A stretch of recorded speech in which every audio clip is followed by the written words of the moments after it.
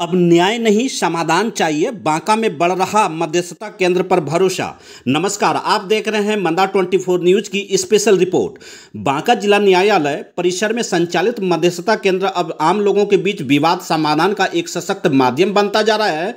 बिहार राज्य विधिक सेवा प्राधिकरण के निर्देश पर बांका जिला विधिक सेवा प्राधिकरण के अधीन यह केंद्र कार्यरत है, जिसे विशेष प्रशिक्षण प्राप्त न्यायिक पदाधिकारी एवं अधिवक्ता मिलकर संचालित कर रहे हैं।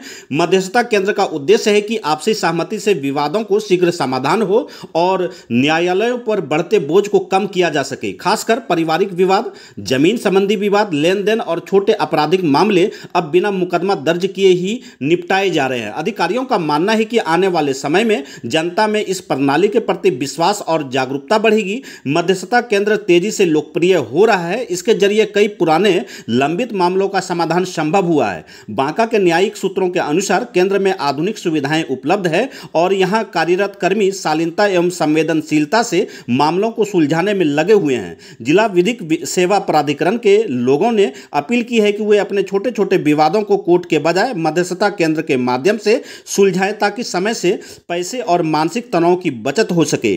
ज्ञात हो कि दिनांक 1 जुलाई 2025 से 30 सितंबर 2025 तक विशेष मध्यस्थता अभियान का आयोजन किया जा रहा है, जिसके तहत अधिक से अधिक लोगों को इस सुविधा से जोड़ने का प्रयास किया जाएगा। धन्यवाद। कि जो ज़्यादा से ज़्यादा जो छोटे मोटे केसेस हैं जिनमें समझौता हो सकता है, इसमें संभावना है, कितनी सी भी संभावना है, तो उसको भी समझौता करा करके इस राष्ट्र हित में सोचा जाए। और वो कंपेन की शुरुआत हो चुकी है और हमारे स्तर पर जोर शोर से सब काम चल रहा है। हमारे सारे जुडिशल ऑफिसर, जितने स्टेक होल्डर्स हैं, वो सब हमारे हमारे DLA से पूरी तरह से पूरी शक्ति के साथ लगा। आज मैंने आप सब लोगों को इसलिए आमंत्रित किया, निवेदन करना चाहता कि आप लोगों का बहुत अहम रोल है।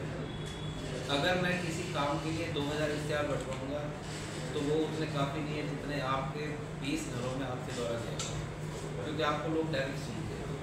और हमारा जो उद्देश्य है, हमारा उद्देश्य ये है कि ज़्यादा से ज़्यादा लोग इन्वॉल्व हों, ज़्यादा से ज़्यादा लोगों तक बात पहुँचे और हम बांका को बांका न्याय मंडल एक नई दिशा ले रहे हैं, करवट सी बदली।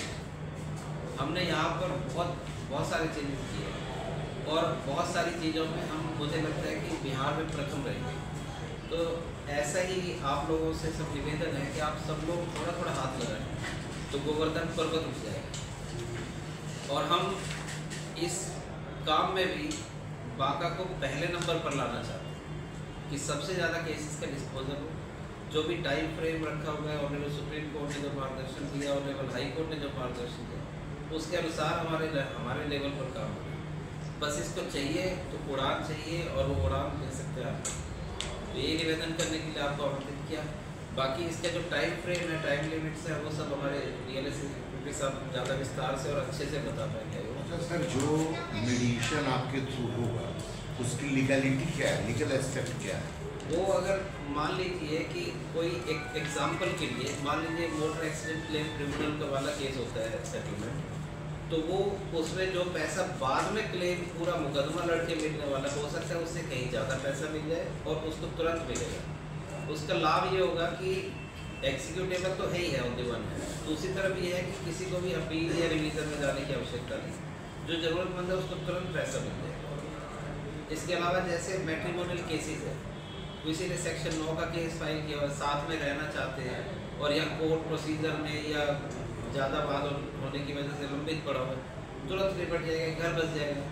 125 का मान लीजिए, अब तो 144 हो गया नहीं 50 तक।